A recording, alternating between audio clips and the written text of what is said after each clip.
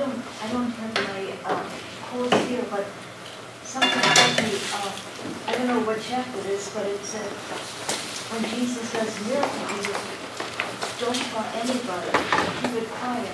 Don't tell anybody. But why does he say that? Because when the miracle is so outstanding, people, you know, they were crippled and able to walk. Why does Jesus say, don't tell anybody? Because he wants to be able to get out of town. He needs to be able to get out of town.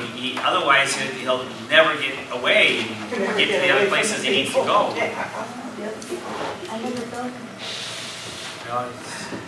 So that's the first aspect of it. The second aspect of it is, you know, there's points. The one is he's really forgiving sin, but the miracle is to prove that he's forgiven sin. But then the question is whether or not the person is going to obey, because of course sin is disobedience.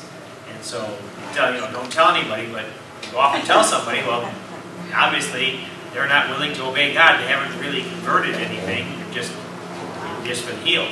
So it might be miraculous to you, but it really didn't help the person. And some of the miracles we see, we're astounded by the miracle, but you have to see the whole ramification of what the miracle means or maybe didn't mean to the person. So, last week you were telling us that when he was coming in to Jerusalem, there was this crowd from the north, right, that was probably cheering him on. Right. But of course, at his trial, that wasn't the same crowd, was it? That was the crowd from Jerusalem. Well, there's something I did talk about with it last time. I talked about it in the Spanish class. The two people involved, right? Barabbas and Jesus. Now, it wasn't the same people because the crowd at the temple, the crowd at the trial, or the praetorium, would have been more likely to have been a Jerusalem crowd. Secondly, the real Israelites, the ones who really were looking forward, would probably have not been at the praetorium because it was preparation day for the Sabbath, for the Passover, and therefore they were less likely to want to be anywhere near Pilate. So the crowd that had gathered was a crowd that had either gathered to see the spectacle, to see a death, see an execution, or a crowd that wanted to, Pilate was going to speak and wanted to hear what Pilate had to say. As you look at these two people here, Barabbas in Hebrew is son of the father. Abba, as I mentioned before, was daddy or father, right? So, and remember that he calls Simon Peter, Simon Bar-Jonah, son of John. Okay, so Barabbas is son of the father. Of course, Jesus is the son of the father. Okay? And this sense of being the son of the father, because of course, we're all God's children. So that wasn't a foreign concept, or it wasn't a very rare thing to say that you're, the son of God, especially if you're an Israelite. It was somewhat common. But when Matthew and the other Gospels present these two people, okay, up for trial, you have a son of the father who is in jail because he murdered and incites revolution. You have a son of the father who has been arrested and condemned because, one, he claims closeness to God, and he heals and cures people. But politically, he was a revolutionary. Well, no, they really kind of trumped up the charge, though. I mean, the claim to be king of the Jews with a kingdom in heaven is not the same as being king of the Jews with a kingdom on earth. And Barabbas was very much wanting to make a kingdom on earth. He was a revolutionary who was trying to overthrow the Roman power. Jesus had nothing to overthrow the Roman power, but he did, other than to say that you give to Rome what is Rome, and you give to God what is God's. So, in that sense, it's revolutionary, but it's nothing that's necessarily going to be a direct attack against Caesar or Rome. But those who would be in power felt threatened. The scribes and the Sadducees, yes, but not the Romans. They had to trump up the charge to Pontius Pilate. And that's the issue. Remember, they condemned him to death in a religious trial, but because they couldn't put him to death, they brought him to Pilate. They brought him bound like a prisoner and accused him not of claiming he was the Son of God, which is what they charged him with, or what they condemned him for, but accusing that he claimed to be a king in opposition to Caesar. And he never refused to pay taxes to the emperor, remember? In the exchange, he did not. So, but they said he was inciting people to riot. Well, he never did that in any of the civil organizations. It's never seen. So, but Matthew and the evangelists are presenting this very clear opposition. You have a son of the Father whose kingdom is definitely here on earth. You have a son of the Father whose kingdom is definitely in heaven. You have one who's willing to murder and kill in order to make that kingdom happen. You have one who's willing to heal and forgive in order to make that kingdom happen. And so the choice is being laid out before the people very clearly.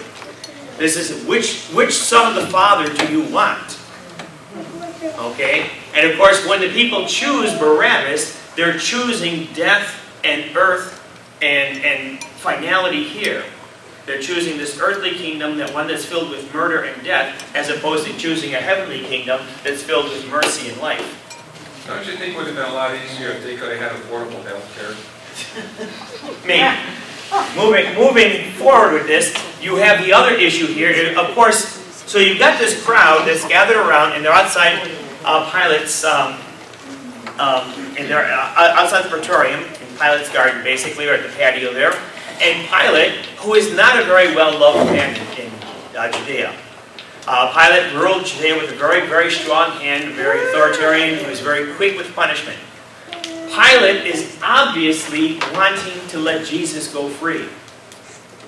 So this crowd, who probably are not Pilate's friends, are looking at it saying, Pilate wants this guy. How can we rub Pilate's nose in it? Choose this guy. And even, and after they say, we want Barabbas, and of course he's got to give them Barabbas, then he says, well, what am I supposed to do with this guy? Crucify him. And that's when they cry out to crucify him. And he says, well, what has he done wrong? But they don't care, because Pilate wants him free, so we're going to rub Pilate's nose in it. Why did Pilate say no? I don't want to kill him. Well, ultimately, Pilate, again, it's a question like, how far are you going to push the crowd? And in terms of this particular day, and in terms of what battle do you really want to fight? Does he really want to fight a battle with the Jewish people over this guy who means nothing to him? Yeah. Jesus means nothing to him. But the Jews meant nothing to Pilate. But again, if it makes the Jews happy to have somebody killed, and it means nothing to him, well, sure, why not? If you can gain a little grace from them, and so they're not complaining about every little thing, it's like, okay, here we'll throw the dogs a bone, because the Pilate it meant nothing. So let's give them. That's what they want. Let's give it to them. But Pilate was probably fully aware also that the overall Jewish population didn't want this, but it was the chief priests who wanted this, because they're the ones who brought Jesus over. So now the other question is, so Pilate's going to make it look like he's doing good for the chief priests. This is what you want. This is what I'll give to you, knowing full well that that's only going to anger the crowds against their own leaders. And if they're not happy with their own leaders, who are they going to be happy with? Pilate. It's all a balance and sleight of hand. What do we want to do? What was Pilate a 21st century enigma of some kind? No, but he was obviously, he was obviously a politician of his day. Yes, Seeking favor of those in power. So that all kind of clears a little bit of that up. And I forgot to mention this thing about Barabbas, and because there's a great little point. I forgot which book I read it from, but it's a great little point to see this son of the Father and son of the Father, and to see them compared side by side. And of course that helps play out the whole scene a little bit more. Okay, any other questions about that? So let's move on to chapter 28. Whatever happened to Barabbas? They let him go. They let him go. That was it? That's as far as we know. That's what I read. He probably incited another riot, probably got arrested again, probably got killed. He probably overdosed on marijuana. Probably had too much hemp, and And what about the other convict? Oh, remember, Barabbas wasn't one of the ones killed with Jesus. He was like, oh, you're talking about the two convicts that were killed with Jesus, the two criminals? Yes. Okay, and again, those were standard executions. So this was something that was going to happen. There was going to be executions that day. So we might as well just, we're just going to trot them all out. So we got three to kill today, type of thing. Because it's just easier to do that way. So put them all up there. Don't put so many up there that the Jews will, revolt. But you put enough up there to kind of keep them down. Well, to also keep them down and let them know we're not playing games. Yeah, exactly. So that Rome's in charge. So those two criminals who were killed, and they were simply killed because they were thieves, according to Luke's gospel. So they didn't necessarily do anything like murder or insurrection. They were thieves. Okay, chapter 28. Now, we start on the resurrection after the Sabbath. The first day of the week was dawning. So we're talking about very early in the morning, right? So the first day of the week was dawning, and of course that's Sunday. The first day of the week, and the Sabbath day is Saturday. So it's very early in the morning, and then who's going to come to the tomb? We've got Mary Magdalene. The other Mary came to see the tomb. Now in Mark's Gospel, they've got them coming with the oils to anoint the body of Jesus. Matthew just doesn't have that. Now, the Gospel stories, or the resurrection stories, they're not all in agreement in detail in many areas. So there's a number of stories going on here between the four Gospels. A number of different stories. And some of them are they seem not to be in agreement. You can try and match them into agreement. A couple of things are happening. One is, remember the Gospels are written at the earliest 40 years after the events, or 36 years after the events. And at the latest, they're written 70 years after the events. One of the things that's going on here is you've got this huge excitement that happened with the resurrection of Christ. And so because of the excitement, people have their own experiences and they have their own memories of retelling things. Those things that we find in the four Gospels are most likely going to be the things that are held true or were the most true. You had a question? Why did they wait so long to write? They had no need to write the Gospel until the apostles were dying. They presumed that Jesus was coming back in a year or two, or 10, or 20, and then as the apostles were being killed by the Romans, as they were dying in their witness to their faith, then it became imperative that the gospel message has to be written down so it's clearly communicated and brought forward, and that the next generation doesn't claim something in the gospel that wasn't part of the message of Christ. Well, that's what I'm thinking. If they waited so long, they would forget what they were. The Gospels were still written in the age of eyewitnesses. So, and the last of the Gospels written, John's Gospel, presuming it was written by John, would have been, or at least dictated by John, would have been an eyewitness account as well. But again, even though they're eyewitnesses, the Gospels are not a historical record. They're not meant to be a biography of Jesus. They're meant to be a proclamation of who Christ is. And so because of that, they have a very different format than a biography does. So there's a lot of things that aren't their concern. So his growing up period doesn't mean anything to them. Two of the Gospels don't even concern themselves with his birth. They only concern themselves with what they need to bring that proclamation, the kerygma, the good news, out to the people. So Mark's Gospel is, if it's the first written, and it is the shortest, so presuming it's the first written, it's the clearest in terms of why there's a gospel at all, which is, here begins the good news of Jesus Christ, the Son of God. So the very first line of Mark's Gospel tells you everything you need to know. Okay? What I'm going to tell you is good news. Okay. It's good news to the world. It's about Jesus Christ. He is the Son of God. That's all. And so the first whole half of Mark's Gospel is this discerning of who Christ is. And the only ones who really recognize him in Mark's Gospel are the unclean spirits. The demons know who he is, but the apostles and the crowds, like, who is this? They don't understand. And so there's a line that's repeated in Mark's Gospel all the way up to the first half of the Gospel is, they didn't understand. Or do you not understand? Jesus would ask them the question. Then, once Peter makes his declaration of faith, then there's a new thing, and there's a movement to understanding various things. But that's Mark's Gospel. John's Gospel, being the last one written, is very reflective and much more Christological centered, in the sense that there's a much deeper development of Christ and the theology of him being the Son of God. So it begins with that whole poem that's also a reflection upon the very creation of the world and the very newness of creation that comes in Christ. In the beginning there was the Word. So it changes the very essence of Genesis itself. But it doesn't change the essence of Genesis, because that's exactly how God created the world, was with the Word of God. So it links everything up, but remakes it in a new understanding. Does that help you? Okay. So we got a new day dawning. And then women are coming to the tomb, but as I said, in Mark's Gospel, they're coming to anoint the body. In Matthew's Gospel, they're just coming to see the tomb. We're very clear that Mary Magdalene was there, right? She appears in all the Gospels as one who comes to the tomb. The other Mary was there. Not the Mary, the mother of Jesus, just as the other Mary, probably the mother of Joseph and Salome. But so we have at least these two.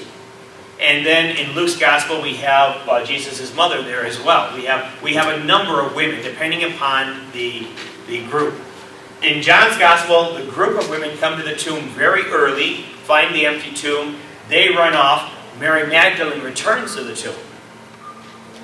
Okay, so they run off to tell the apostles, and then Mary Magdalene returns to the tomb, and then you have a scene just with Mary Magdalene. Matthew's Gospel, the women come to the tomb, and they're coming just to see the tomb. In Mark's, they're coming to anoint the body because they didn't have time to beforehand. They're coming to see the tomb, and of course, what happens at that moment is the resurrection, or at least the revelation of the resurrection, happens right there in front of them. So in the other Gospels, the stone is already rolled away. Okay, in Luke's Gospel, the stone's already gone. In Matthew's Gospel, it happens right there in front of them.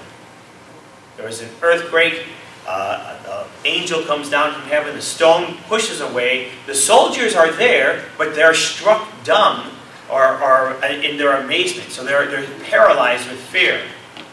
They're so afraid of what's happening. Now, these are soldiers, and they've got weapons, we presume. But they're so amazed that they are absolutely paralyzed with fear. So this has got to be something that is completely out of the ordinary. And then, of course, there's an earthquake. So all of this is happening, and the light that comes and opens and rolls away the stone is so bright that it's blinding the women. So they're not seeing clearly. And the angel that comes and appears to them his clothes are as white as snow. So snow on a bright sunny day is pretty bright. So you've got all this happening. There's a lot of confusion. There's a lot of fear. It's all happening right there in front of them. And of course, the first words of the angels out of the angel's mouth is, "Do not be afraid." Just like the angel Gabriel said to Mary when he appeared to her with the Annunciation in Luke's Gospel, "Do not be afraid, Mary." Just like the angel said when they appeared to the shepherds at the birth of Christ, "Do not be afraid. For behold, we bring you tidings of great joy." So this wonderful phrase is a constant repetition by the voices of the angels, "Do not be afraid," because whenever the angel appears, of course we see the power of God, and that the power of God strikes fear in everyone. Even if you're on the good side, and this is something exciting, there's too much to take in, there's too much to handle. So there's an automatic, to stand before divine or spiritual power is to bring fear into our hearts, even though we might want to be close to it. Does that make sense? It should even happen with the Eucharist. Lord, I am not worthy to have you come under my roof. We should look at the Eucharist and know that we're being invited to receive the Lord, and at the same time be very afraid of this great gift that is being offered to us, that we know that we are not fully worthy of. So why should we be afraid? Why should you be afraid? Because it's something you don't understand. To take the purity of Christ into you.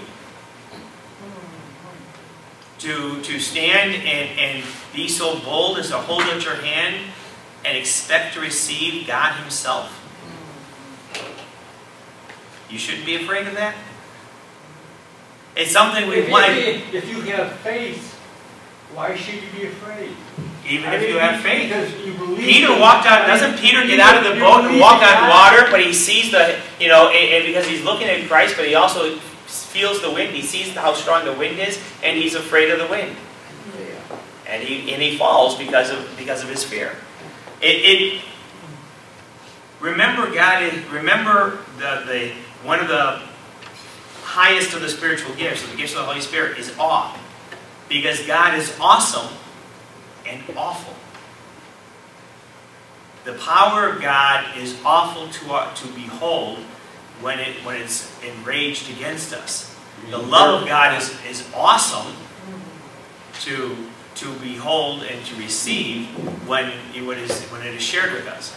So that's why we say that one of the gifts of the Spirit is awe, because God is both awesome and awful. Should His judgment be against us, it would be awful for us.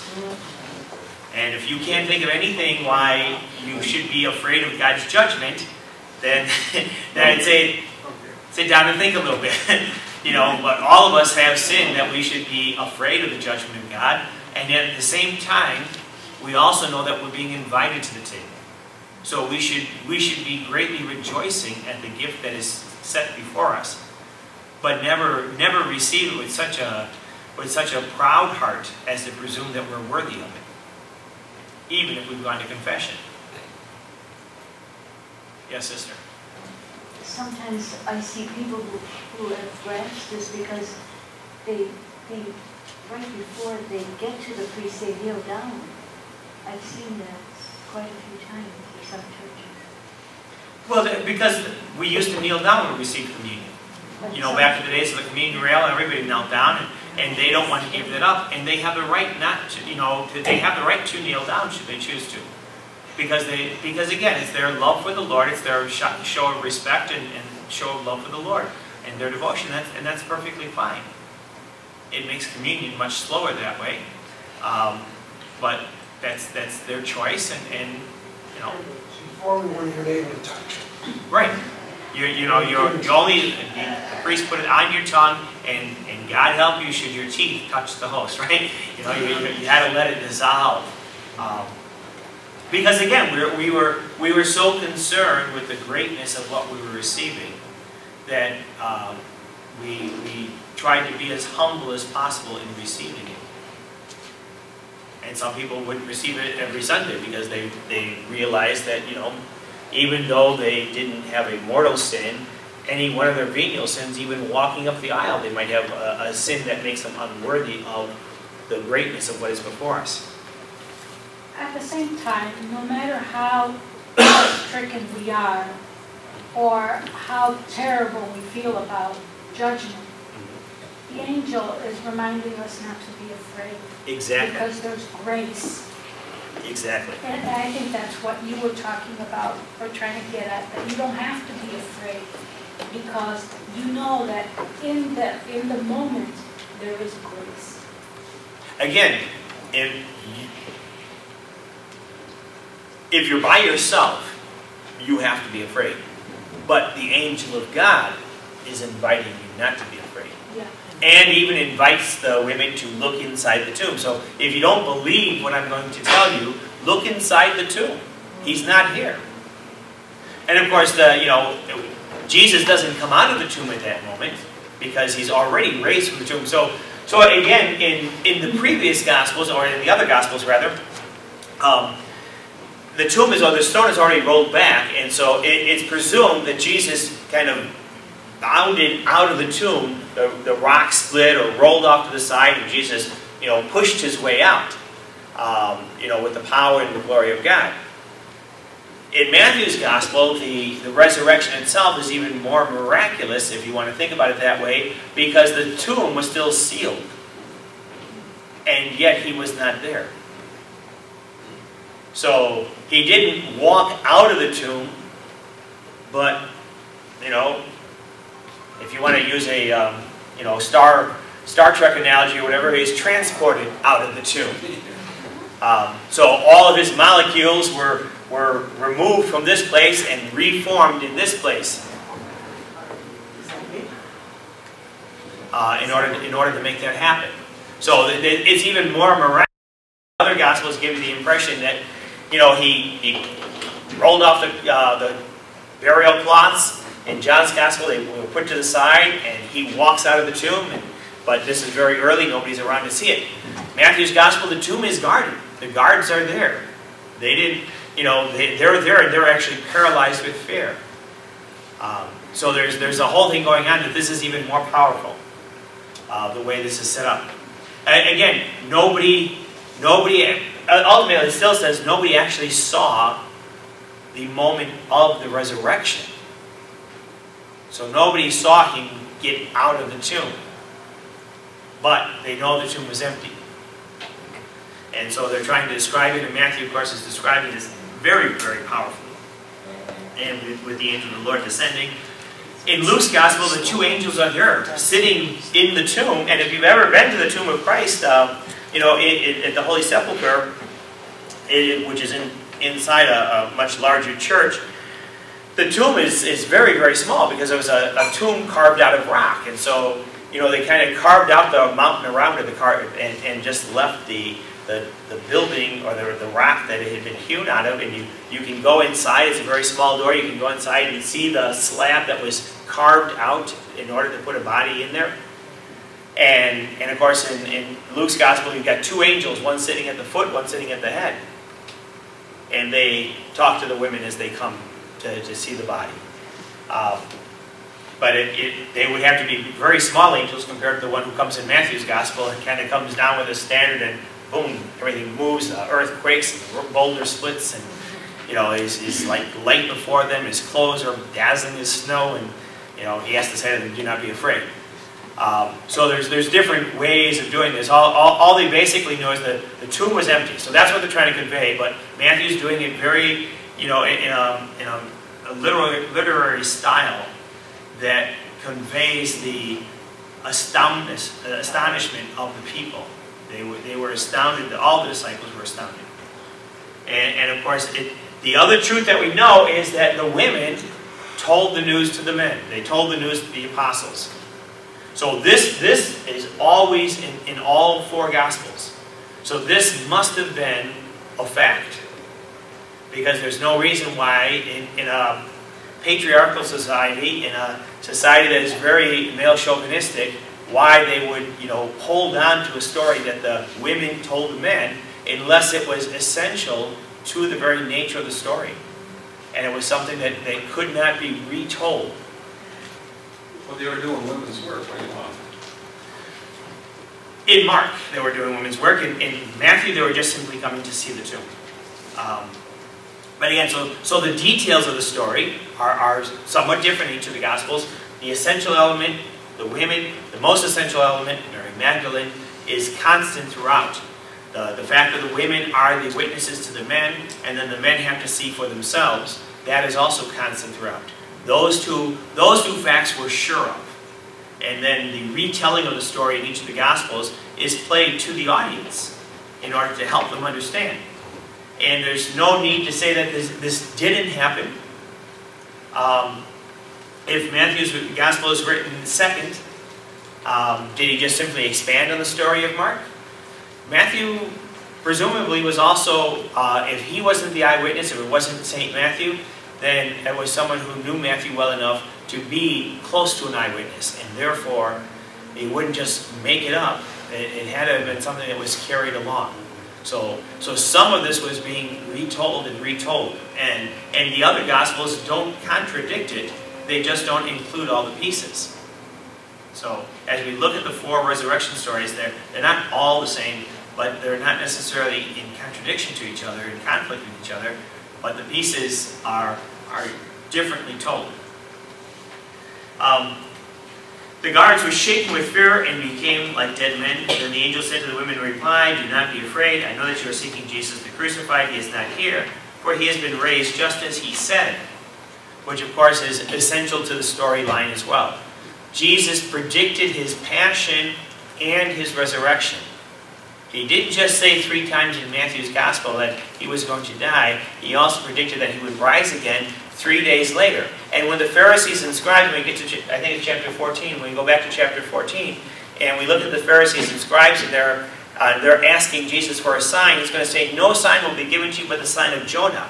And what happened to Jonah? He was in the belly of the whale for 3 days, and then he was spit out again alive. So he came out of the belly of the whale, he came out of the belly of the beast, fully alive. Jesus comes out of the belly of the beast of earth, fully alive. So, again, it's a resurrection story, or an allusion to this resurrection.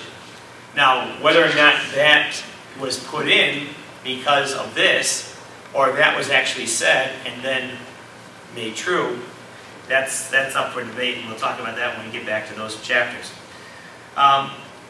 Come and see the place where he lay. So they want to make sure. Then go and quickly tell his disciples. So you get to see and then witness. Very important. You see and you witness. See where he lay, see where the body lay. Now go and tell his disciples. If you see the presence of the Lord, if you see what happened, then you must also witness it. And of course, the women go to do that. But before they go, he continues on. He has been raised from the dead, and he is going before you to Galilee. There you will see him. And this is one of those places where there is conflict, like in Matthew and Luke's Gospel. You have Matthew Jesus is born in Bethlehem, but in Matthew's Gospel, Mary and Joseph lived in Bethlehem first, and then had to move to Nazareth because they were afraid of Herod when we returned from Egypt, or Herod's son when they returned from Egypt. In Luke's Gospel, Mary and Joseph lived in Nazareth and went to Bethlehem because of the census, had the baby, and then went back up to Nazareth. So the two Gospels have 2 points that they are the same on. He was born in Bethlehem, he was raised in Nazareth, but the reasons for him being there are different. And so, in the same way, we have something different here, which is the appearance is supposed to take place in Galilee.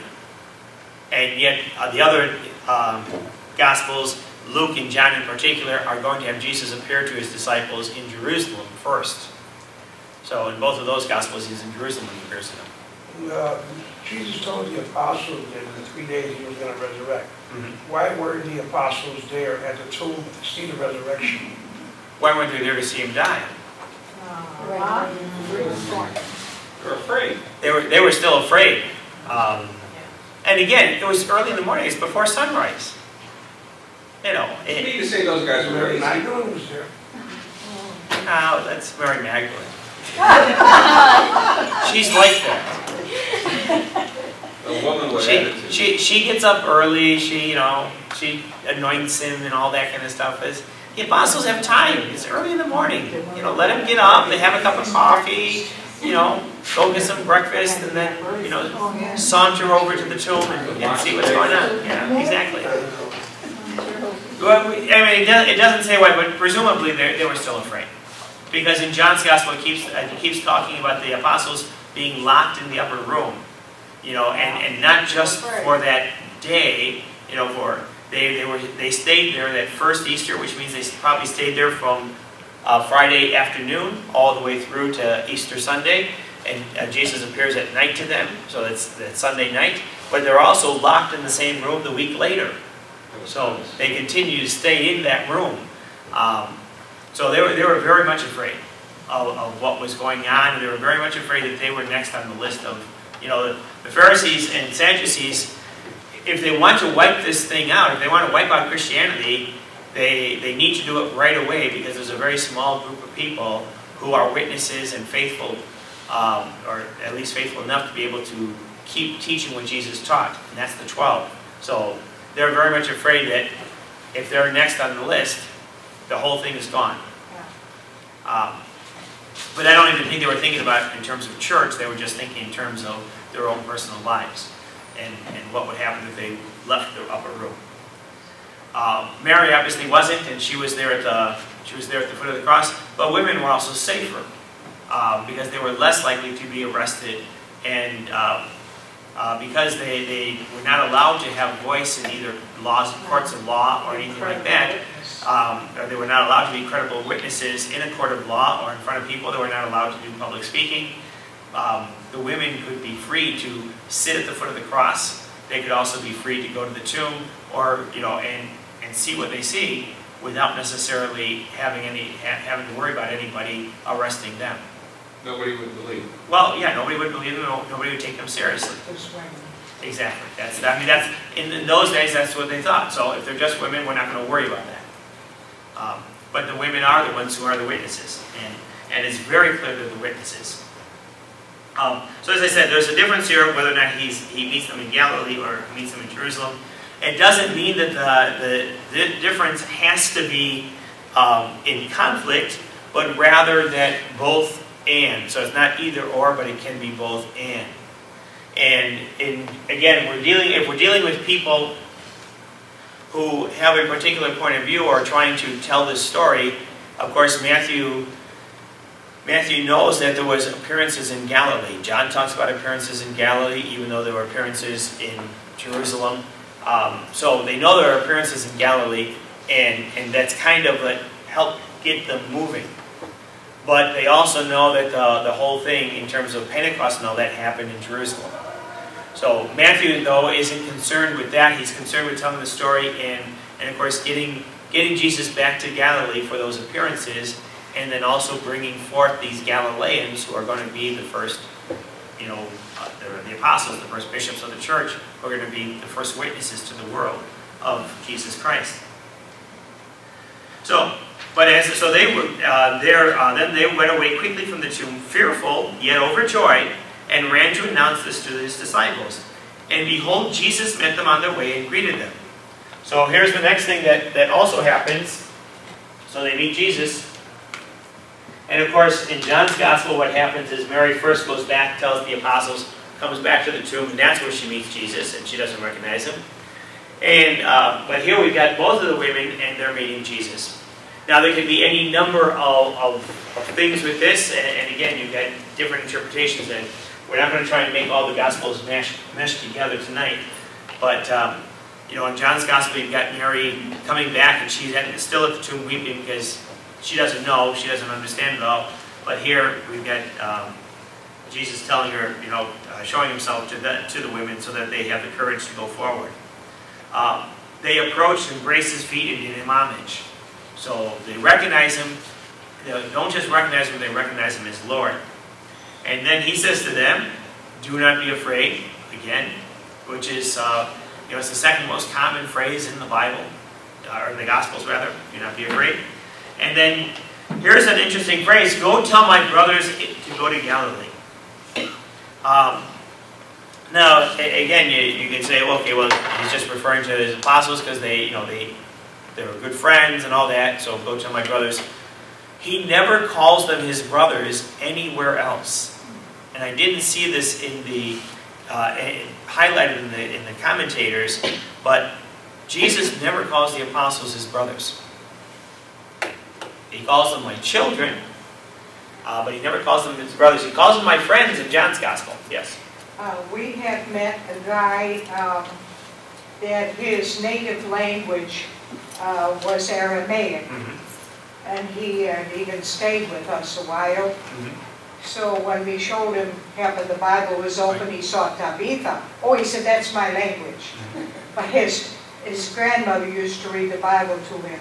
But he said, in terms of brother, actually, if they're in the family, they're a brother. There's no word for cousin at all. Right.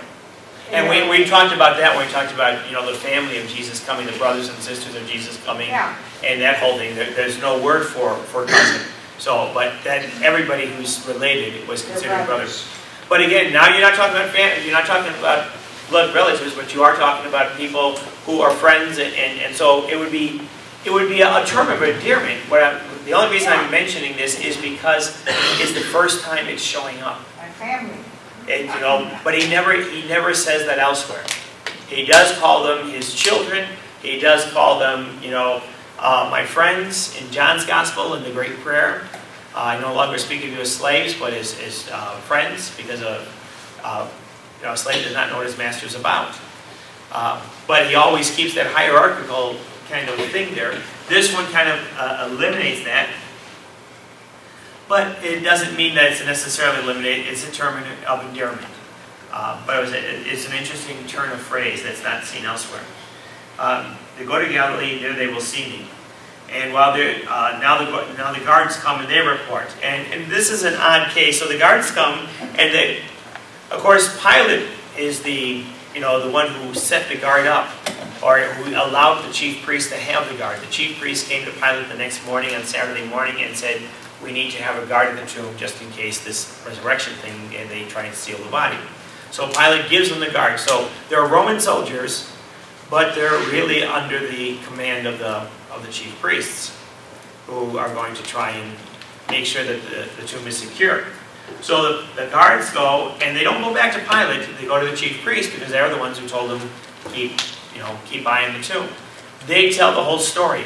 So what's interesting here is there's obviously no question that the tomb is empty. Nobody questions the tomb is empty. So you get to that History Channel thing, and History Channel says they found the tomb of Jesus, and they had that sarcophagus where they show the engraving that it reads in Aramaic, this is Jesus, the son of Joseph. That must be Jesus Christ, right? Joseph is a common name, Jesus is a common name. It could be anybody. But and again, this is true in all the Gospels. No one questions the tomb is empty. So even the guards don't question the tomb is empty. Even the chief priests don't question the tomb is empty. Everybody agrees the tomb is empty. Now the question is, how do we explain the empty tomb? So of course, the chief priests make up a story, right? Okay, so you go, because the guards they're the witnesses, they were supposed to be there. You go and tell people, we fell asleep and the apostles came and stole the body away while we were asleep. Well, if they were asleep, how would they know who stole the body? Not taking it through very clearly. They don't have all the details lined up. So if they're asleep, they couldn't possibly have known who took the body or what happened, nor does it explain the fact that the rock didn't roll away until they were very clearly there and saw it. So that means the apostles rolled this huge rock away while they're asleep, steal the body out, roll the rock back, because of course that's important. You got to put the rock back, and then steal the body away. And these guys were asleep the whole time. But anyway, so that's the story. That obviously, again, the commentators say that must have been some kind of story out there to try and explain the empty tomb, because Matthew wouldn't have had to deal with it otherwise. So at least while Matthew's writing and to his community, which could easily have been the community in Antioch, it was a Jewish community, there must have been some sense that there were other versions. Okay, there are other versions of the story, just like there's other versions of George Washington and the cherry tree, or there's other versions of whether or not Barack Obama was born in Kenya or Hawaii, or there's other versions out there. So what do I have to do? I need to do something about these other versions and address them. So Matthew's point is, okay, so let's look at this. People are saying the tomb, the body was stolen. That's just not true. The whole thing is made up, and he's calling it a lie, fabrication by the chief priest. The other Gospels don't address the issue. But it obviously was important, at least to some of the Jewish community, because they would have had, if they're converting to Christianity and have strong Jewish roots, they would have heard these other rumors out there. So, well, what is it, it's like people come and say, okay, so what is it about, the Pope said this? Well, how do I know the Pope said that? He and I are not on fast dial, speed dial on our phones or something. I don't have his cell phone number. So people come up with all these crazy things, or they hear all these crazy things, and you got to defend yourself. You got to make it, let them know. So that's part of what's going on here. And of course, what do the chief priests do in order to secure the process, in order to make sure that they tell the lie that they want them to tell? They pay him with money, with silver. Because of course, silver seems to be the currency for lies and treason. So yeah, all forms of treachery can be paid off with silver. So, and of course, then they say, well, and we'll take care of it with Pilate if word gets back to Pilate. Which of course, so the guards are going to go back and say, well, they handed us a hefty sum not to do our job or not to say what we saw happen.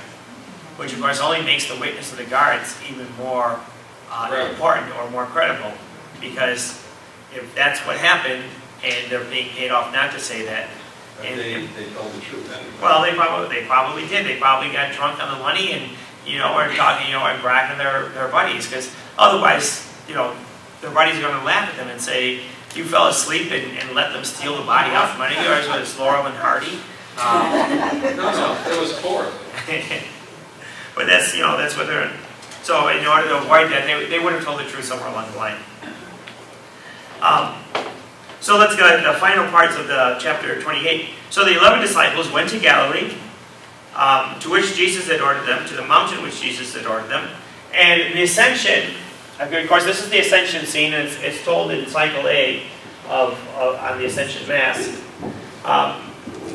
They go to Galilee, to the mountain. The ascension happened on a mountain.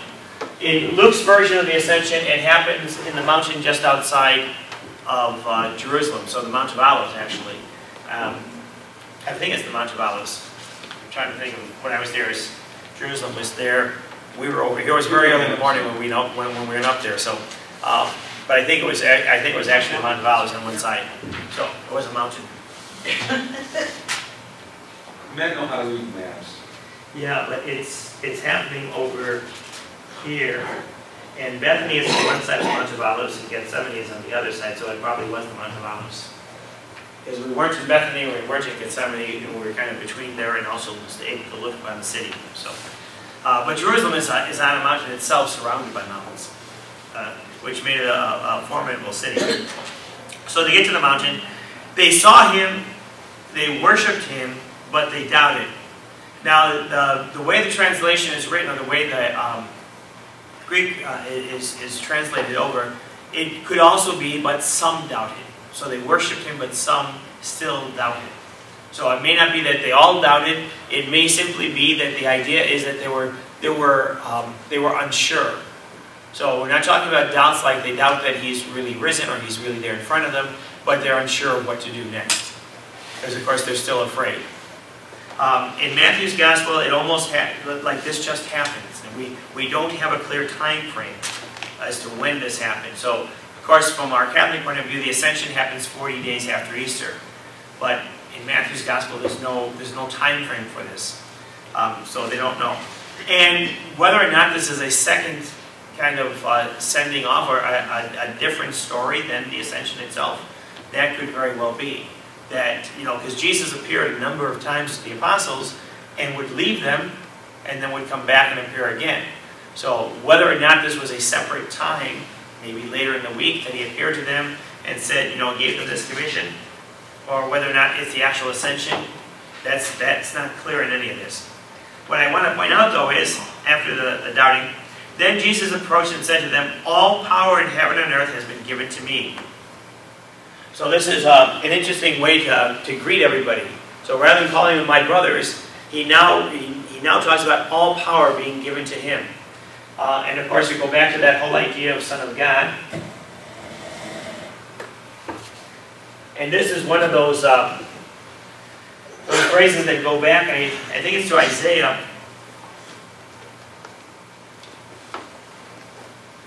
It's found from the Septuagint. No, Daniel, I'm sorry. When Daniel talks about the Son of God, when he talks about the Messiah, he's talking about as a Son of God, but he will be filled with power. And so this concept, he kind of refers back to the Old Testament idea of what is the Messiah, or what does he have? He has all power. So now, instead of simply, they've already recognized him as the Messiah, now he's saying that I have received this. And then of course, there's a number of different interpretations on this.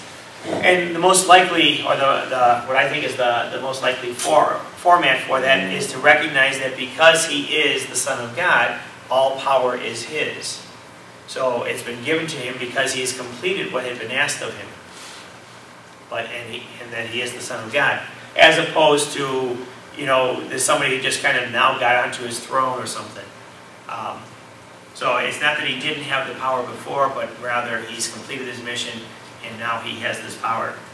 And of course what's happening is he's saying that because he's been given to me and he's sending them. So again, it's witness my power, so, or actually see my power.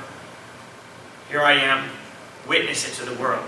Go therefore, make disciples of all nations. And this again is a key setup here. And I've always loved this passage for its simplicity and its beauty, but I also want to emphasize this, the key passage that's going on here. So, go therefore and make disciples.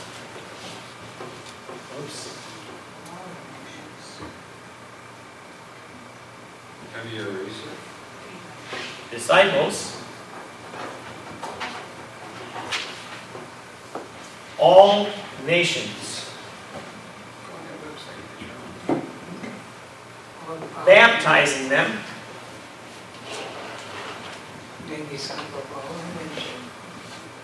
teaching them,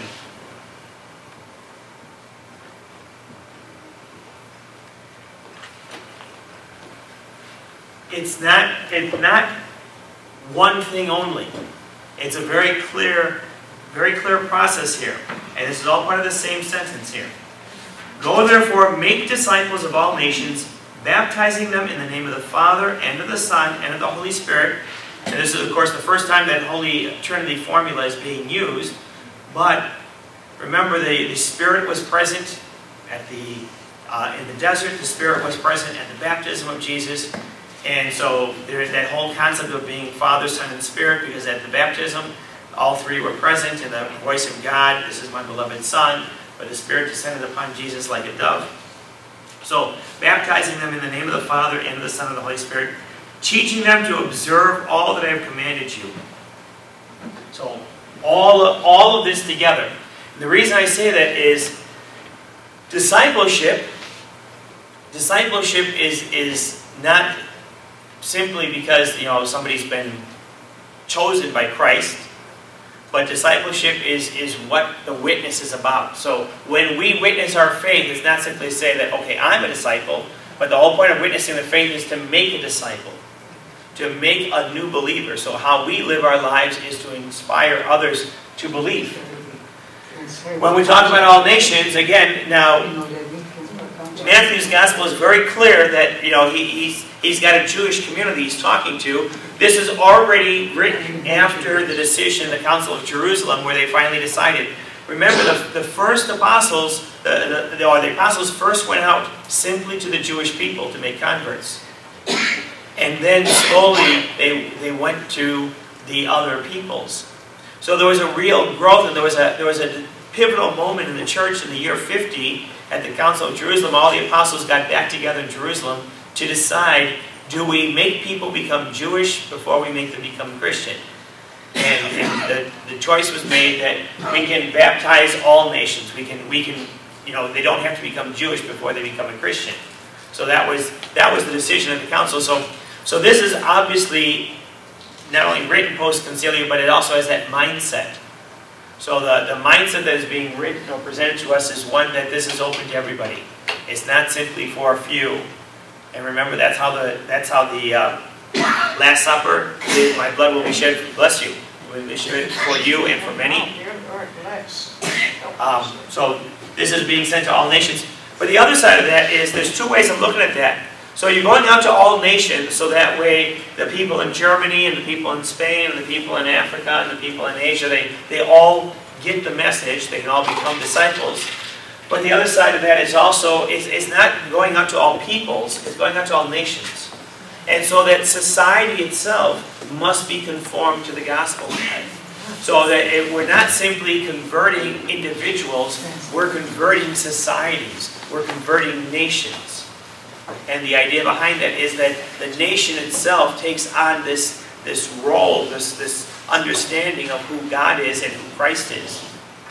And of course that's very important, at least in the American ethos and the American mythology, is we think we're a God-fearing nation, or at least we pretend to be a God-fearing nation, and then of course we go back to that freedom of religion, and then we're afraid to say anything about God, and we don't want to step on anybody's toes, but at the same time, somehow we want our nation to be conformed to God's will, except when it comes to security, and then we're going to make our own rules. You know, but the idea is that this gospel message has to go and convert the entire nation, not simply, and it has to transform how we live as a people, not simply as individuals. So there's a message being given out to the individual, but the individual is also part of society. So it's not simply me and God, you know, that I get to know God, but rather my family gets to know God, my nation gets to know God. Because that's what's supposed to happen. This message has to transform the world. Next thing, of course, is to do this message, or to bring this message out, you're going to do the very simple act of baptizing, right? But it's not just baptizing, it's baptizing and teaching. So you don't go out onto the street and go around and say to somebody, you believe in Jesus, and they say, yes I do, and you baptize them, you know? Or you know God, and you ask them, and you say, and you want to know God, so you spend an hour with them, you talk to them, and you baptize them right there because you want them to be saved. You have to also teach them. Teach them all that I have commanded you. So there's an ongoing process, which of course is why the church always holds that baptism happens within the context of church, and a baptism of a child, which many of our Protestant friends won't do because they think the child's too young to accept God, or to accept Christ on his own. But the baptism of a child is allowed because the baptizing is happening in the context of a family that is teaching. So baptizing and teaching have to go together. And when parents come and just have their child baptized and we don't see them again till they want the child to have First Communion, you know, it's one of those lines that I was reading the paper, one of the Catholic papers was Sunday Visitor or the Chicago one, but somebody was asking one of the priests a question, is that Pope Francis supposedly said something about there are too many sacramental and uncatechized Catholics. And the person was upset because it's like, how can you receive the sacrament but not sacramentalized and uncatechized? How can you receive the sacraments without knowing your catechism? But the truth is that there's a lot of people in the pews who really don't understand what's happening at the altar. Because they got their sacraments, they got communion, they got even confirmation, but they never bother to pay attention. They're still not paying attention. And so they make their own faith up as it's going along. Somehow we didn't teach them everything. So the teaching has to go on as well. So it's got to be both things in there, baptizing and teaching. And it's got all that I have commanded you. Would that be because we baptize them at an early age? No? I was baptized at an early age. I learned my faith. You were baptized at an early age. You learned your faith. It's a question of whether or not you're doing the teaching. You know, there's a number of signs for that, but and I'm not trying to put down public schools or parents who send their kids to public schools, but one of the things, you know, that that at least here in the United States we have a Catholic school system that one of the primary purposes of the school system was to teach the faith. Yeah. And we found out that our school system was better at teaching all the other subjects as well. So in any area, whether it's Wilmette, where they've got really good schools, or here in Chicago, and like in this area of town where the schools are not very good, no matter where you are in any area, the Catholic school outpaces the public school overall in terms of all grade subjects. Do you suppose that might be because the nuns always had us pray before our classes? But this is still happening today. Yeah, this is still happening today, even without a whole lot of nuns. The Catholic schools are still better venues for passing on information. They don't have the science labs, they don't have all the fancy equipment that all the other schools have, but they give a solid base, which is what the kids need for greater success. And so one of the things that happens is when people make that investment, and of course it's a much greater investment now. In the old days, the parishes made the investment. And because the entire parish made the investment, people were going to school for $1 a month or $100 a month or whatever it might be. Well, now it costs, you know, $5,000, $6,000, $7,000 a year for a child, and that's a lot of money, you know. But it's also a great investment in that child's future. But they're weighing the cost of the school as opposed to the cost of education. And that's what they don't understand. There's something happening in the educational process. And of course the public schools have tried to mimic some of what we do in terms of success by, well, if the kids all wear the same uniforms, then we don't have to worry about, gang things, and we don't have to, they're not worried about outdressing each other, and so they can spend more time in education. That works, but that's just the external.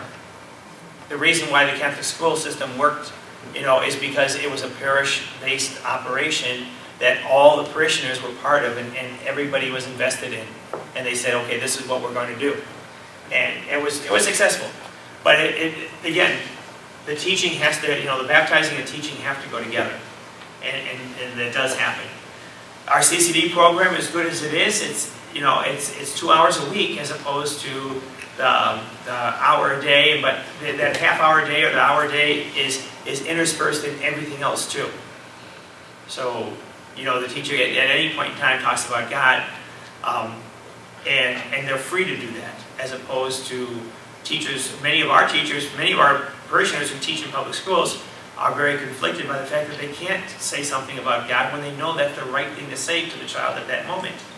But, they don't want to get their hands slapped for mentioning what they're not supposed to mention, even though they're a Christian, that child might be a Christian, or even if they're just talking about prayer and knowing your relationship with God. I met a man today, a black man. He's originally from Nigeria. His name is Greg Moore. He was asking for signatures to be the governor. And I said to him,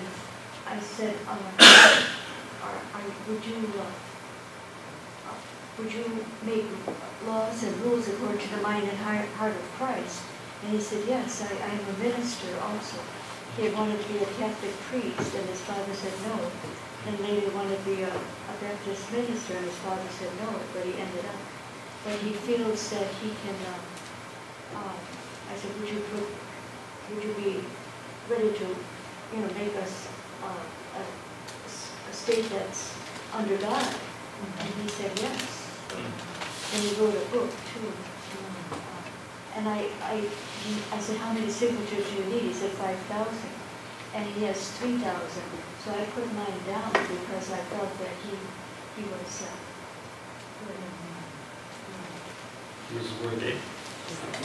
Let's go to chapter 14 and 16. And the reason I wanted to do a little bit of this, because there are questions about whether or not there are resurrection stories that are pushed back into the gospel in other places, and this is a couple of them. There's a couple of them that I wanted to point out here. In chapter 14, begins with Herod's opinion of Jesus. Now, you got to get these Herods right, okay? So there's Herod the Great, and he ruled for 40 years, which is one of the reasons he was called the Great. He is the one who rebuilt the temple in Jerusalem. When he died, his kingdom was divided into 4 areas, or tetrarchs, one of a fourth. Okay, his children took up that area. Herod the Great was an ally of Caesar Augustus, so he politically aligned himself with the Romans, which allowed him to do all kinds of things, like rebuild the temple. It got him monies and things like that. It also kept the peace and kept the Romans from destroying Jerusalem, but it had its cost as well.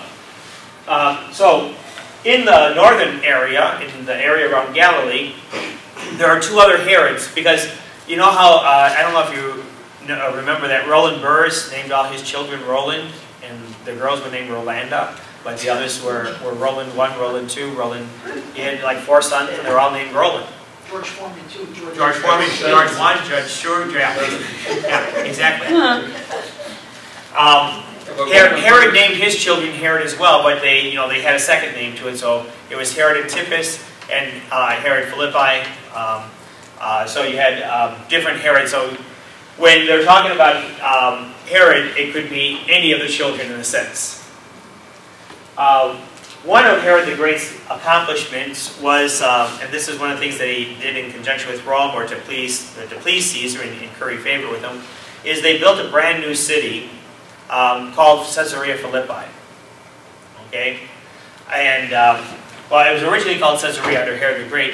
His son, Philip, who took over that part of the kingdom, renamed it Caesarea Philippi, which can be translated a number of ways. One is Philip Caesar. The other is to basically say Caesar Philip. And of course, Caesar is the title of king in Latin. Okay, or emperor. So the Caesar in German would be the Kaiser, and part of it is as Americans, we read Latin differently than it's supposed to be read. But so Caesarea Philippi is really King Philip's city. But it's ambiguously named, so because it's called Caesarea first, Caesar in Rome won't think it's, he's taking anything away from him. But at the same time, he's added his name to it. It's really King Philip, Caesarea Philippi. So it was a clever trick, and you can do that with Latin because it's nominative. They can be the various adverbs and all that can be or adjectives can be reflexive to each other. So of course that's one of the things I mentioned. That is Herod's opinion. Now, because we're going to get here about the death of John the Baptizer. So you have Herod Antipas, who is the Herod that's being talked about, and then you have Herod Philippi, who is the brother, and he's the one. His brother basically took his wife, and the two of them were married, and two people got together, divorced their previous spouses. One was his brother's spouse, and marries him. So at the time, Herod the Tetrarch heard of the reputation of Jesus and said to his servants, "This man is John the Baptizer. He has been raised from the dead. That is why mighty powers are at work at him." So one of the sense is, who is this Jesus question? And of course, John raised from the dead. One of the things I wanted to point out with the resurrection story also is, there are a couple of other places in mythology, Greek mythology and Egyptian mythology in particular, where there's a resurrection. And so there's a number of people, and when I was in Egypt, the Muslim guide over there was talking about the Egyptian stories, the Egyptian mythologies had the resurrection. And basically, the reason to discount Christianity is because we've heard this story before. There are other stories where gods rise from the dead. The problem is when you have a story that you're telling and you're stealing from someone else, you usually steal the essential elements of the story and continue on. So the flood story is a story that is in a number of different mythologies and a number of different cultures, and it's almost always the same. There's an ark, there's a salvation of a group, and the rest of the world is flooded out. So the Noah's Ark story is one of those stories that is common among various cultures. The resurrection of Christ is not like any of the other resurrection stories. It doesn't happen that way. There's not a humiliation. Even a style of death. The death is not by humiliation and arrest. The death is either by weakening or battle with another god. And so this resurrection story is entirely different. There's a different reason to the resurrection story. There's a different reason for dying and a different reason for rising. And so it's an entirely different story. It's not like the others. As we get in here, you have Herod saying, okay, John the Baptizer is the guy I knew. He was famous. He was obviously very powerful. This guy's very powerful. He's very famous. He's very holy. It must John come back from the dead. Which is, again, a common belief among people, even today. There are people who think that, soul dies here, they come back to life. Oh, it's the Buddhists, right? The Buddha is reincarnated. But there's any number of people who believe that people just kind of go from one life to another. So, usually you have to wait, and be reborn and all that, but and Jesus wouldn't have had time to do all that. So now he tells the story of the death of John the Baptizer and what happened in order to help get us through that. And again, this is where we see that Herod's children are fighting against themselves. But he sets the whole thing up there. After we get through the story, after the story of John the Baptizer's death, then we get to the return of the 12 and the feeding of the 5,000. So Jesus when he heard of John the Baptizer's death, withdrew in a boat to a deserted place by himself. The crowds heard of this and followed him on foot from their towns. When he disembarked and saw the vast crowd, his heart was moved with pity for them, and he cured their sick. And when it was evening, the disciples approached him and said, "This is a deserted place, and it is already late. Dismiss the crowd so they can go to the villages and buy food for themselves." That's thinking. Let's take care of the crowd we've got here. Let's make sure that they don't starve on the mountainside. Let them have time to go to the town, get something, and come back. But he said to them, Jesus says to them, "There is no need for them to go away. Give them some food yourselves." And of course, that's the first part of Christianity, right? You don't have to, you don't send them away to take care of them, or you don't say, "Well, God bless you, keep warm and well fed." You have to do something yourself for them. Christians are obliged to give of themselves, and not simply to, worry about people. And they respond to him, 5 loaves and 2 fish are all we have here. Then he said, "Bring them here to me," and he ordered the crowds to sit down. And of course, we have the breaking of the loaves. When they're done with the breaking of the loaves, he blesses, takes the bread, blesses it, breaks it, and they pass it out. All 5,000 men are fed, all the women and children are fed, and there's 12 baskets left over. And of course, the 12 baskets are symbolizing the 12 apostles, the 12 tribes of Israel. There is enough food for everybody, for all of God's people. Everybody's been fed, everybody's had their fill. This miracle story, for some scholars, they think that this is a resurrection story that is brought back in. The problem with that is that, again, all the Gospels speak of this, and if this was simply a resurrection story, then it really begs the question more than anything else, why was there anybody at the foot of the cross? Because this is the feeding of the 5,000 is more than anything else the singular story that gets the crowds, or the singular event that gets the crowds to follow Jesus, to really believe in him. More than healing the paralytic or the crippled or the blind man or the leper, all the individual healings, this is a plenitude of grace that's given to everybody who's there. And not just simply they get a meal, but they are well fed and there's more. So this is the singular event that really changes people's opinion. More than, I got healed, so I'm going to follow him. No, we all got something.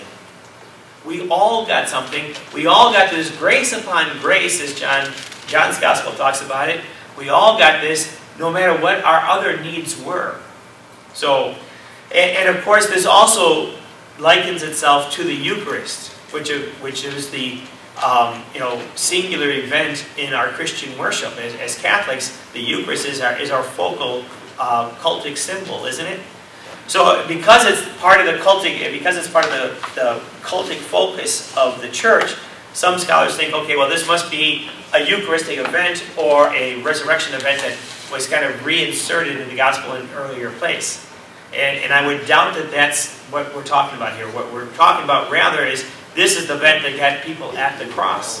The reason why anybody was at the foot of the cross at all, the reason why the women came to the tomb, is because they knew he had this kind of power.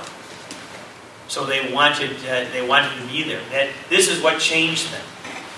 More than healing, more than teaching, more than anything else, this was the event. And it's so essential that John's Gospel takes this feeding of the 5,000 and turns it in the whole chapter and the whole teaching on the Eucharist itself and on the body of Christ. So what does it mean to be the body, to feed the body of Christ? Unless you eat the flesh of the Son of Man and drink his blood, you have no life in you. So it becomes singular to the Christian identity. In John's Gospel, Matthew is very clear about this. There's a second feeding of 7,000 in chapter 15. The process is the same. He takes the bread, blesses it, breaks it, passes it out. This time there's 7 baskets left over. And of course, at this point, he's not in the Israelite territory. He's in the Gentile territory in the land of the 7 cities. So he's in the 7 is now representative of the 7 cities, the 7 nations that are also sharing in this gospel message, in this good news, or in this singular event. And of course, the place where the feeding of the 5,000 it was supposed to have happened near the shores of Galilee, near the Sea of Galilee. The church that was built there is one of the oldest churches that is still existing from the earliest Christian times. So the church they found there is from before 300 AD, which makes it earlier than the conversion of the empire to Christianity. When they found the church, when they found the original remnants of the church, they found a mosaic tile on the floor that shows the 5 loaves, the 5 loaves and the 2 fish, on in a mosaic right in front of what would be the altar. But the mosaic in front of the altar only has 4 loaves and 2 fish. And this is called the Tabka Church. And the Tabka Church, the 4 loaves and the 2 fish, the mosaic was put into the floor right in front of where the altar would have been in terms of the people gathered together to celebrate the Eucharist, because the 5th loaf is the one on the altar. So when they found this and discovered this off the shores of the Sea of Galilee, the fact that this was so old and so singular shows that this event was not simply the remembering of a powerful resurrection story, but rather it's essential to the very nature of being Christian. And the sense that even in the earliest church, they had enough symbolic imagination to realize that we go back to this time where Jesus fed the 5,000. This is where he fed the 5,000, and with the 5 loaves. But we continue to do this, so we have to have at least 1 loaf on the altar, so we can continue to pass that around and feed the multitude again with his body and blood, which of course is all part of John's thing. So I think it's a very important thing. The second thing that happens here is right after this miracle, there's the walking on the water. And this is the story where Jesus comes to them, the disciples are out in the boat, and there's a strong headwind, so they're a couple of miles out. Now, I don't know exactly how big the Sea of Galilee is, but when I was there, it didn't seem that far because you can see to the other side. It's not like Lake Michigan that you can't see to the other side. Well, in Michigan, you can see the Chicago side because of the high-rises, but on the Chicago side, you can't see the Michigan side. But anyway, it's not nearly that big. But they were a couple of miles out on the water, is what it says. And then Jesus came walking to them in the third watch of the last watch of the night. So from 3 o'clock to 5 o'clock, basically, is the last watch of the night, from 3 in the morning to 5 in the morning. So right before the sun rises. And Jesus comes walking on the water. And of course, they're all amazed. They think it's a ghost. Peter said, and Peter has that great, wonderful moment. Lord, if it's really you, call me out of the water. This, too, is also considered a resurrection story. Because this, again, shows the power of Christ. Nowhere else in the gospel does Jesus there's only 2 places in the gospel before the resurrection where Jesus does anything miraculous with his body. Walking in the water, and then the transfiguration. The transfiguration where he shows himself, and in his glory he's talking with Moses and Elijah, and his clothes become dazzlingly white, and his face is shining like the sun, and they hear the voice. So that's one, and that's recounted in the gospels. And then the second place is this one. Those are the only 2 times Jesus does anything fancy with his own body. He heals a lot of people. He cures the sick. He heals the paralytic and the lepers and all those. But there's nothing that he does. He doesn't levitate or anything like that, or fly in front of people. Now after the resurrection, the rock is still there, but Jesus isn't inside. He's right outside in the garden talking to the women. After the resurrection, the doors are locked and Jesus appears in the room. So after the resurrection, he does all kinds of things. He's talking with Peter, but he's also talking with the people on the way to Emmaus. So there's all kinds of fancy things he does with his body, glorious things that he does. So that's why some people think this is a resurrection story. But again, if it were a resurrection story, it would probably be most likely, because the stories were told in 2 of the Gospels, it would be likely then that at least one of them would have put it after the resurrection, and neither one does. They both put it before. So again, this, at least from the collective memory of the Christian community, this must be a story that really happened. This is one of those things that must have really happened, because it's retold in the other gospel. So those 2 things I wanted to highlight in particular. And then going to chapter 16, again, I wanted to highlight a couple of things that talk about resurrection. And this goes back to the Herod thing. And now I'm in the middle of chapter 16. We'll do the thing at the very beginning here, the demand for a sign. And this is where I mentioned earlier that Jesus says to them, the Pharisees come and they want a sign, and they're coming to test him. They're not coming to ask about him, they're coming to test him. And he says, no sign will be given you except the sign of Jonah. And then you have, they go off in a boat, and Jesus says, look out, and they forget to bring any bread with them. And Jesus says, look out for the leaven of the Pharisees and the scribes. And of course, the apostles or Sadducees and the apostles are thinking, oh, we forgot to bring bread. Now he's, now he's insulting us about it. And he says, you don't understand. You haven't figured it out. And then he goes back and he mentions the 5 loaves and the 5, and feeding the 5,000. He mentions feeding the 7,000. And he specifically mentions that to say, don't you understand who I am, what I'm doing? And so it sets up that kind of conflict for them. And they do understand that he wasn't talking about regular bread, but he was talking about their teaching. But there's more here, because then that leads to this next scene, which is at Caesarea Philippi. And so Jesus went into the region of Caesarea Philippi. This is starting with verse 13. He asked his disciples, who do the people say that the Son of Man is? They replied, some say John the Baptist. Who said that? Herod. Others, Elijah, still others, Jeremiah, one of the prophets. Elijah, because Elijah had to come before the Messiah would come. Elijah would reappear. But Jeremiah, one of the other prophets. And he said to them, but who do you say that I am? Simon Peter said in reply, and I love the way the Spanish translated it, Simon Peter took up the word. You are the Messiah, the Son of the living God. So he sets this up, when Simon Peter says this, he sets it up with, in a sense, 2 titles. Messiah, which is the anointed one, the Christ, and then, remember, the Son of God, the Son of the Father. Son of the living God. And that's a very powerful adjective to God. So not just Son of God, but Son of the living God, because of course, I'm the God of Isaac, I'm the God of Abraham, I'm the God of Isaac, I'm the God of Jacob. So he's not the God of the dead, but he's the God of the living. So to add that, and then Jesus said to him in reply right away, blessed are you, Simon Bar-Jonah, son of Jonah, for flesh and blood has not revealed this to you. And that's a wonderful way for just saying, other people. It's a Semitic kind of response. Flesh and blood has not revealed this to you, but my heavenly Father. So, Son of the living God, my Father, Son of the Father. And so I say to you, you are Peter. Now, in Greek is is nominative also. It changes, the nouns change in terms of description of something's male or female, right? So Greek is Petros and Petras. Petros usually refers to a person, Peter. It's a common name. Petros is the thing, is the rock. In Aramaic, which of course Jesus would have spoken Aramaic, not Greek, Kephas, or we rewrite it as Cephas, and we call Peter Cephas.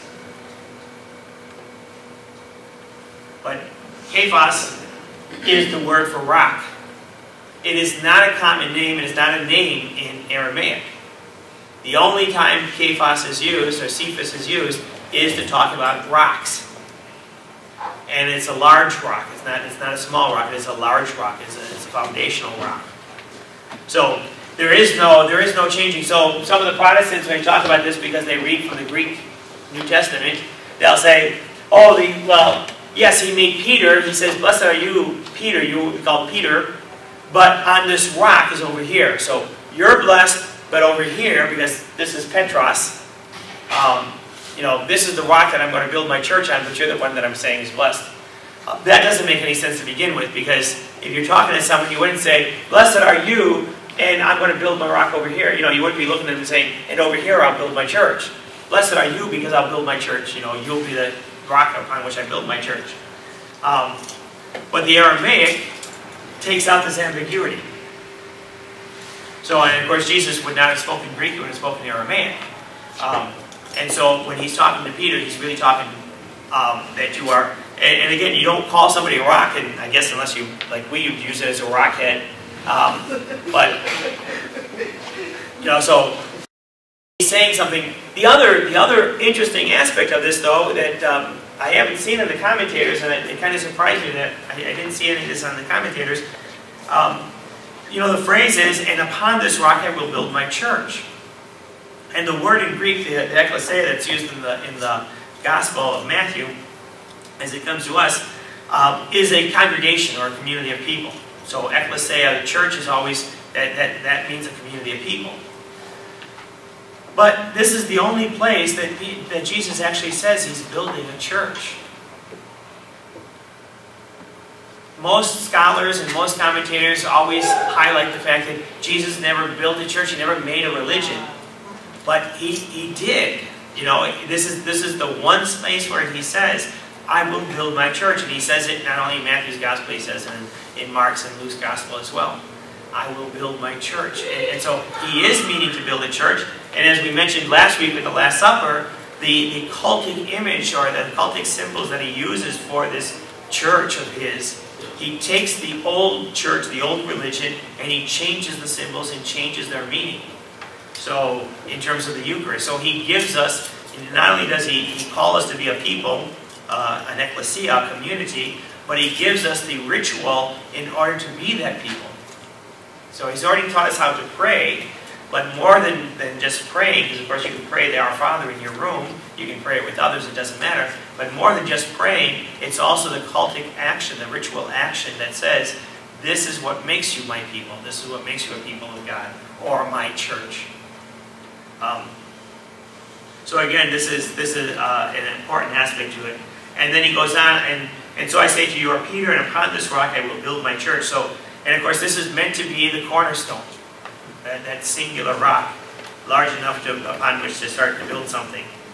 "And the gates of the netherworld shall not prevail against it," which means the gates of hell, the gates of death, the gates of chaos, the gates of despair, whatever you might want to call that netherworld, depending upon your understanding of what death is, will not, because it's what netherworld is the world of the dead, will not prevail against it. "I will give to you the keys of the kingdom of heaven." There's another. So Peter gets the keys. In a kingdom, the king obviously didn't have to carry around the keys to the castle because he had all kinds of servants. The head servant, the chief servant, the most important servant, the one who told everybody else what to do, was the one who had the keys. The chief steward is the one who held the keys because he would open up the wine room, the storeroom, the treasure room, wherever it was needed to go. So the king would entrust to one servant the set of keys to the castle, to the kingdom. And that's exactly what's happening here. "I will entrust to you the keys to the kingdom." Now he later on gives this power, the power that he's given to Peter, he's given to everybody. In Israel at that time,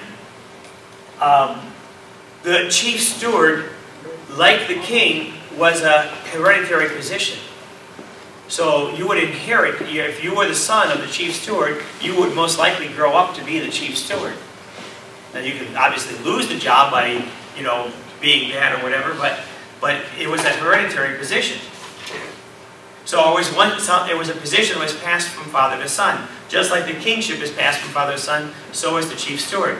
So of course, when he's telling Peter, "I'm giving you these keys," he's making him his steward, but also presuming that this is a position that you will pass on to others. So this isn't just for you, but this is because this is a position of trust. This is something that you pass on to others, who will also the kings. So now we're talking about people's succession in terms of the church's understanding. "Whatever you bind on earth shall be bound in heaven. Whatever you loose on earth shall be loosed in heaven." And of course, that power is also given in John's Gospel in terms of sin in particular. "Whatever sins you bind on earth shall be bound in heaven. Whatever sins you loose on earth or forgive shall be forgiven in heaven." And then from there he goes on to talk about the first prediction of the Passion, which we mentioned earlier, and then the conditions of discipleship, and those conditions include taking up the cross to follow him. So, and each one comes to the other, so it's in terms of following it, One is you can't be fooled by other people's ways of talking, because all they're doing is talking. They're not really teaching you what you're supposed to know. You have to know who I am. Once you know who I am, then you are blessed. Then you have the prediction of the passion. Of course, what happens in the prediction of the passion is Peter doesn't believe it. You know, let this not happen to you. And just as quickly as he says, "Blessed are you, Simon, son of John," he says, "Get away from me, Satan." Right?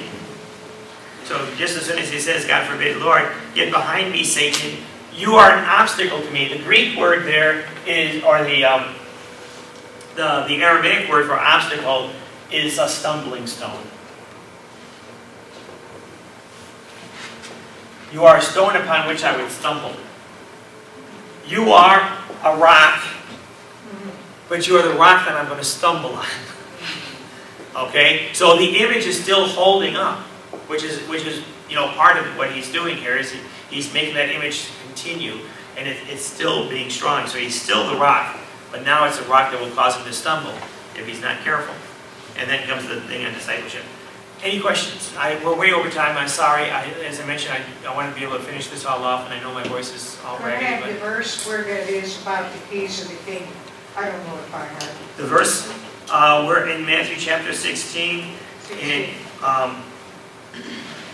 verse 19 is the keys to the kingdom. So 16:19. Yeah, Matthew 16:19. The passage on all this begins is the Peter's confession. So it begins with 13 and goes all the way to 20. But 16:19 is, I trust to you the keys to the kingdom of heaven. Any other questions? Thank you so much. If you know anybody who missed the class or whatever, or wanted to be here, as we did record it, so I'll get up on YouTube as quickly as I can. If you go to the Parish website, it'll be on the Parish website, and you can do that.